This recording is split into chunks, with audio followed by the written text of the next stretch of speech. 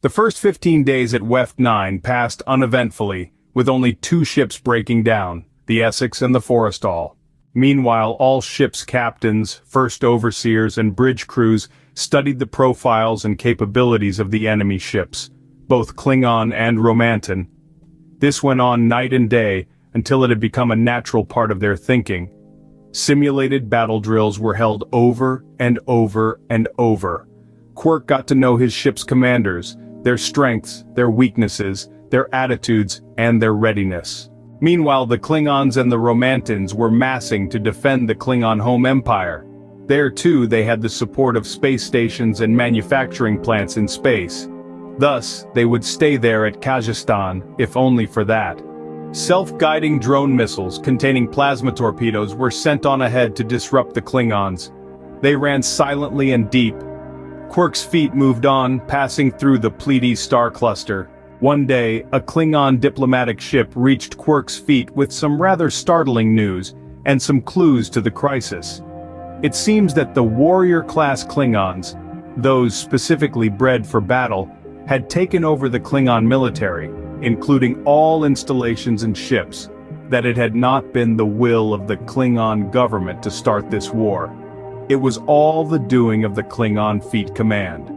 That the ordinary average Klingon citizen, whom no one had ever met, was perhaps not really such a bad person after all. This news made it all the more imperative that Quark and his fleet must entirely defeat the Klingons at any cost, for the genetically engineered Klingon had nothing but conquest in mind.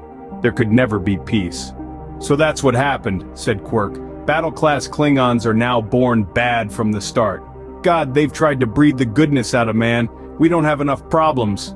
"The devil is winning," said MacBoy. "Lucifer has returned. The meek will never inherit the earth. I have been a foolish old man to think otherwise." "True," said Spook. "Your concept will not work in the end. Already we see that Klingons rise through the ranks by deceit, treachery, and assassination. Evil men have no trust of each other, and they never will." "Yes," said Quark. "They can act as a unit against us as a common foe, but for how long can they survive in spite of each other's evil?" Meanwhile, at some far-off Klingon asteroid rich in trilithium, Chekhov readied his assault ships and troops for a landing. They would have to wear spacesuits until they could get in and secure the installation. Then supporters could transport down. The trilithium stations were well defended, and there would be much hand-to-hand combat when the Marines went storming in. Luckily, the Klingons were caught off guard by the sudden appearance of an untrackable ship, the ultra-weft Excelsius. But some Klingon ground batteries were still able to bombard the assault ships as they landed on the frozen world. Marines in bubble helmets made their way under heavy fire to the buildings. They blasted away the outer doors and were into and through the airlocks before the Klingon defenders could react.